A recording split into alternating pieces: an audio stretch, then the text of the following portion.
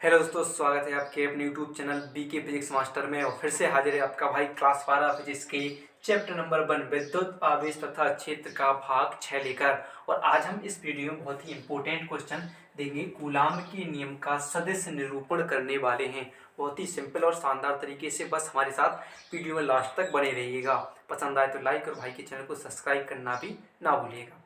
तो चलिए स्टार्ट करते हैं आज की वीडियो और देखते हैं कूलाम का नियम का सदिश निरूपण कैसे करते हैं। वो इनसे पहले वाली वीडियो जरूर देख लीजिएगा, डिस्क्रिप्शन में उनका लिंक दिया है, देख लीजिएगा, क्योंकि आपको कूलाम का नियम भी आना चाहिए। कूलाम के नियम से ही हमने कूलाम का नियम पढ़ा था और कूलाम के नियम में एक बल निकाला था हमने।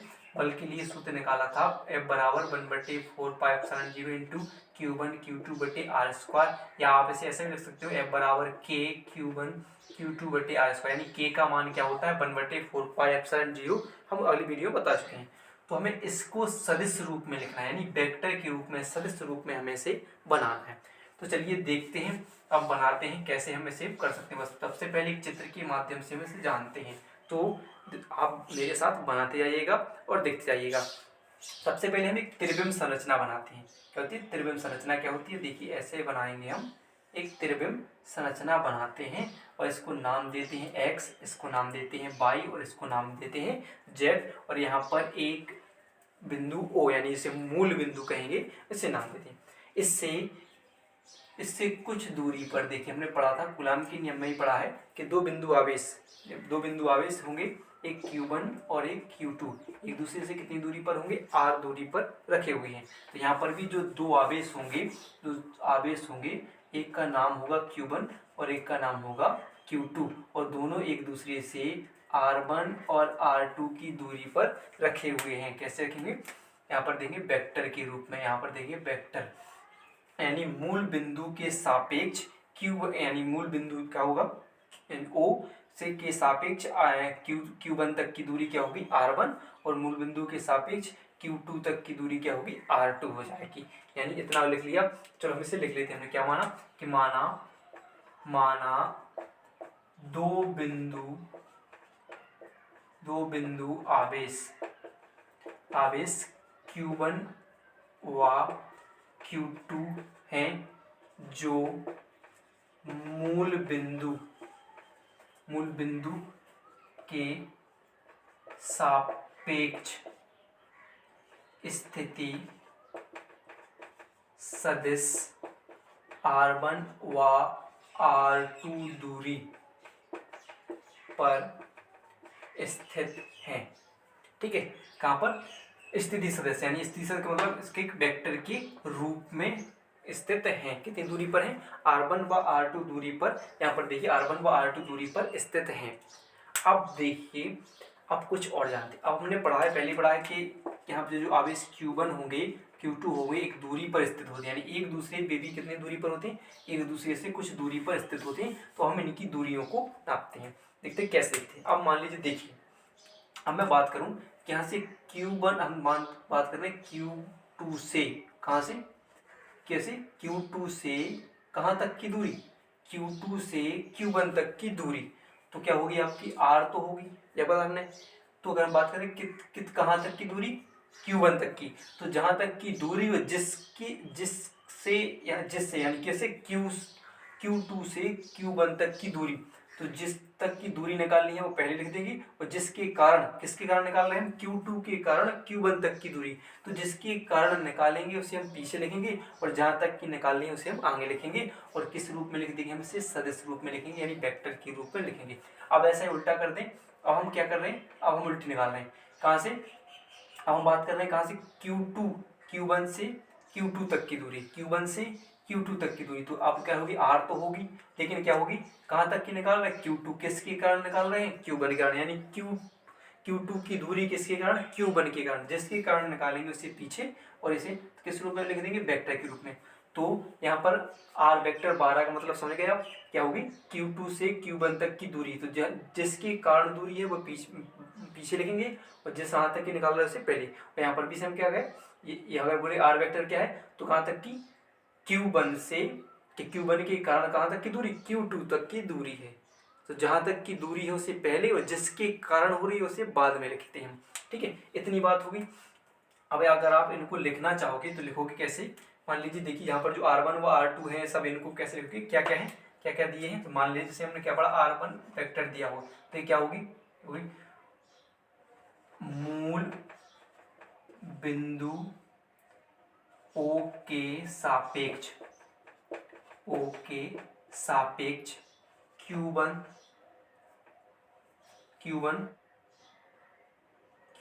का स्थिति सदिश, यानी सदिश मतलब दूरी होगी स्थिति सदिश के रूप में लिख देंगे। यहाँ से क्या हो रहा है, Q1 तक की दूरी यानी मूल बिंदु से ऐसी सेम लिख देंगे कि R2 वेक्टर क्या होगा, तो मूल बिंदु O के सापेक्ष Q2 का स्थिति सदिश। ठीक है, R2 वेक्टर का मतलब क्या होगा कि मूल बिंदु O से कहाँ तक की, R2 तक की दूरी का स्थिति सदिश यानी वेक्टर के रूप में हम लिख रहे हैं। इसी प्रकार आपको यहाँ पर देखिए, मान लीजिए हम क्या R वेक्टर 12, तो R वेक्टर 12 का मतलब क्या होगा, देखिए आवेश Q1 का Q2 के कारण स्थिति सदिश, है कि नहीं, किसके कारण, Q1 का यानी Q1 तक की दूरी निकाले तो Q1 का Q2 के कारण स्थिति सदिश। इसी प्रकार जो R वेक्टर आपका 21 दिया होगा वो क्या होगा, उल्टा हो जाएगा, आवेश Q2 का किसके कारण, Q1 के कारण स्थिति सदिश यानी दूरी निकाल रहे हैं, स्थिति सदिश पता है, हो जाएगा नहीं।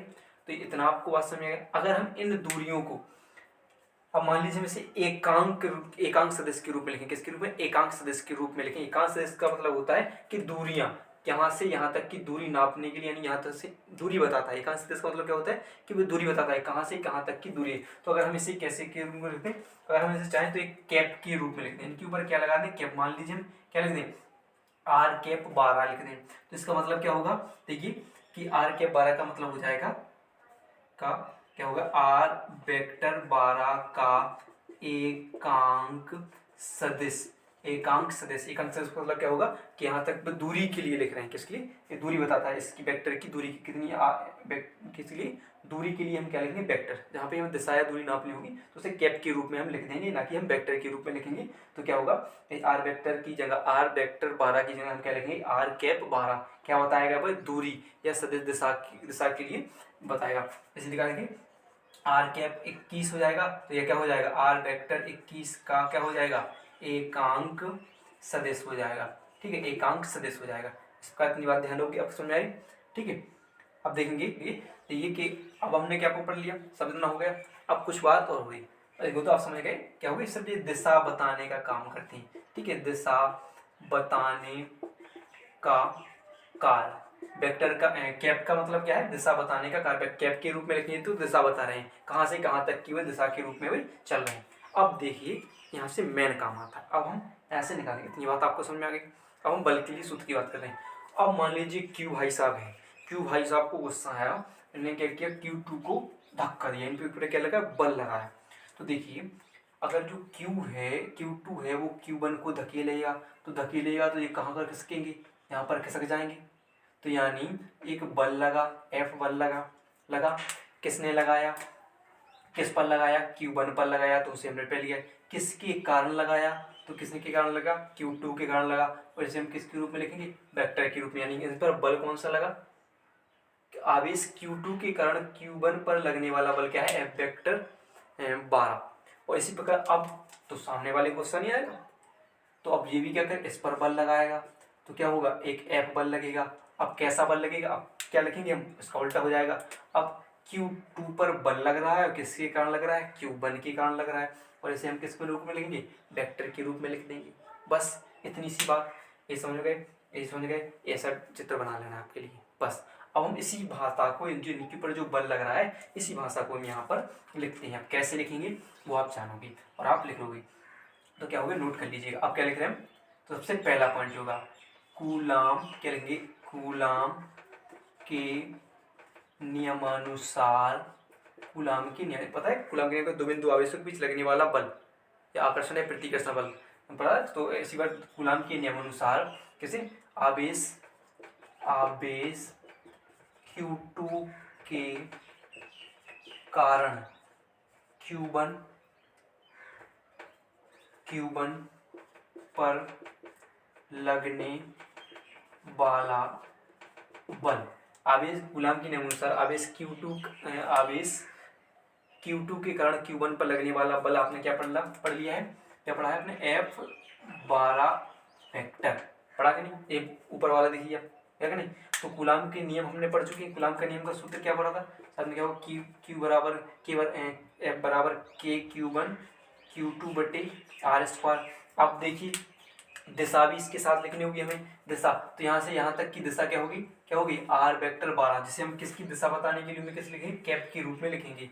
तो हमें लिख देंगे R वेक्टर कैप के रूप में लिखेंगे, और इसे मान लेंगे हम समीकरण 1 मान लेंगे, ठीक है। अब इसका उल्टा करना है आपके लिए। अब क्या लिखिए, कूलाम के अब कहिए आवेश, अब इसके कारण, अब Q1 के कारण, आवेश Q1 के कारण, अब क्या करेगा, आवेश Q1 Q2 पर बल लगाएगा, तो आवेश Q1 के कारण Q2 पर लगने वाला बल, ठीक है। तो कैसा बल लगेगा, अब देख लीजिए, F बराबर क्या होगा, F वेक्टर 21 लगेगा नहीं, F वेक्टर 21। कूलाम का नियम क्या होगा, K Q1 Q2 बटे R स्क्वायर। अब K का मान तो को पता है खुद, क्या लिखते हैं, 1/4πε0 इंटू Q 1/4πε0। तो हम इसकी हम सब क्या लिख रहे हैं, K लिख रहे हैं डायरेक्ट बस। और यहाँ पर देखिए, अब देखिए इसका क्या होगा, क्या लिखेंगे, यहाँ से यहाँ तक की दूरी क्या है, R वेक्टर 21, जिसे हम किसके रूप में लिखना है, कैप के रूप में लिखना है। कैप क्या बताएगी, दिशा बताएगी, सही दिशा बताएगी। तो इसे नाम दे देंगे हम समीकरण 2 नाम दे देंगे, ठीक है। इसे नाम देंगे हम समीकरण 2 नाम दे देंगे, इतनी बात। अब देखिए क्या है, दोनों सदिश, बात किसकी हो रही, सदिश दिशा में दोनों दूरियां क्या होती हैं, बराबर। सदिश रूप में, सदिश विश्लेषण में दोनों दूरियां क्या होती हैं, आपस में बराबर होती हैं। तो जो R वेक्टर 12 और R वेक्टर 21 क्या होगी, बराबर होगी। हम लिख देंगे जहां क्या होगी, R कैप 12 बराबर किसकी है, R कैप 21 के बराबर है, ठीक है, बराबर है। लेकिन क्या है, एक दूसरे के विपरीत दिशा में है कि नहीं। इसका तीर देखिए यहाँ के लिए लगा है, उसका तीर हमने वहां के लिए लगाया, तो विपरीत दिशा। और विपरीत दिशा के लिए हम एक चिन्ह लगाते हैं, इसके सामने लगा देंगे माइनस का चिन्ह लगा देंगे। इसे मान लीजिए अब समीकरण 3 मान लीजिए, क्या मान लीजिए, समीकरण 3 मान लीजिए। इतनी सी बात आप समझ लीजिए, ठीक है। अब आप चाहो तो हम इसे थोड़ा साफ कर सकते हैं, अगर आप इसे नोट करना चाहो तो आराम से स्क्रीनशॉट ले लीजिए और साफ कर देते हैं, ठीक है। तो इसे हम साफ कर रहे हैं, फिर थोड़ा यहाँ पर और बताएंगे थोड़ा सा, बस आपका ये कूलाम का नियम का सदिश निरूपण। वैसे तो आपको हम कर चुके हैं या हो चुका है कूलाम के नियम का सदिश निरूपण, जितना हम कर चुके हैं उतना ही आप लिख दोगे तो भी आपका चलेगा। और अगर आप थोड़ा सा और आगे करना चाहो, आप सही रूप से लिखना चाहो तो और भी आगे लिख सकते हो। अगर पसंद आ रही हो तो वीडियो लाइक जरूर कीजिएगा। तो देखिए कैसे, अब मान लीजिए हम करें समीकरण 3 का मान समीकरण 1 में रखने पर, ठीक है। अब हम समीकरण 3 से जो मान लिया है वो समीकरण 1 में रखते हैं। तो कैसे, देखिए आप देखिए, अगर हम क्या करें, F वेक्टर 12, समीकरण क्या है, F वेक्टर 12 बराबर क्या है आपका, K Q1 Q2 बटे R स्क्वायर। अब देखिए अगर हम R वेक्टर R कैप 12 की जगह क्या लिख दें, क्या है बराबर, देखिए इसकी जगह क्या लिखेंगे, R कैप 21 लिख सकते हैं। तो हम क्या लिखेंगे, R कैप 21 को किस में लिया है, माइनस में लिख देंगे। अगर आप चाहो इस माइनस की चिन्ह को अगर हम आगे लिख लें तो कैसे लिख दें, माइनस के Q1 Q2 बटे R स्क्वायर R कैप 21, और इसे आप ब्रैकेट में बंद कर लीजिए और R वेक्टर 12 F वेक्टर 12 यहाँ पर हम लिख देते हैं।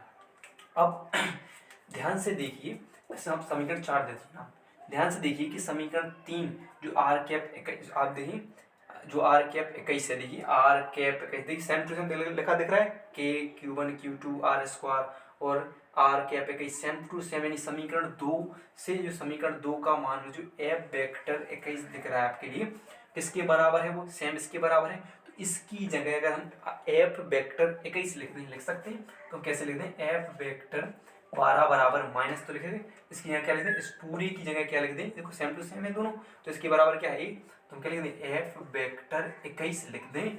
और आप देख सकते हो यहाँ तक आपने सिद्ध कर लिया, तो समझ लीजिए बिल्कुल 100% आपका सही हो गया और आपने बिल्कुल जो बताना था कूलाम के नियम पर लगने वाले जो बल हैं उनका सदिश रूप में आपने बता दिया। अब देखिए इसकी और थोड़ा सा इसकी मतलब इसके एक जो इसकी थोड़ी डेफिनेशन होती है, थोड़ी सी भाषा लिख देते हैं इसके बाद क्या लिखेंगे हम कि देखिए दोनों आवेशों पर लगने वाले बल परस्पर समान व विपरीत दिशा में होते हैं। क्या पढ़ा? देखिए खुद देख सकते हैं, या तो भी एक ही दिशा में दोनों पर बल लगेंगे। एक ही दिशा में कब लगते हैं? या आकर्षित होते हैं जब साम एक दूसरे के पास चले जाते हैं, और प्रतिकर्षित होते हैं जो विपरीत, यानी आकर्षण या प्रतिकर्षण बल का खेल है सब। तो ये वही बता रहे हैं कि अगर दोनों आवेश पर लगने वाले बल परस्पर या तो समान और या तो विपरीत दिशा में होते हैं, अर्थात कह सकते हैं, अर्थात जो कूलाम बल होता है, जो कूलाम पर लगने वाला बल होता है, कूलाम बल न्यूटन के तृतीय नियम, न्यूटन का तृतीय नियम है। तृतीय नियम क्या है? तृतीय नियम क्रिया प्रतिक्रिया का पालन करता है। ठीक है, किस पर आधारित है? न्यूटन के तृतीय नियम क्रिया प्रतिक्रिया के नियम पर आधारित है। तो यहाँ पर आप इतना आप लिखते हो समझ लो आपने बिल्कुल 100% जितने भी नंबर का होगा आपको पूरे के पूरे नंबर मिल जाएंगे, और शानदार तरीके से आप चित्र बना दीजिएगा। अगर वीडियो पसंद आई हो तो बस वही कहना चाहेंगे, लाइक और चैनल को सब्सक्राइब करना भी ना भूलिए।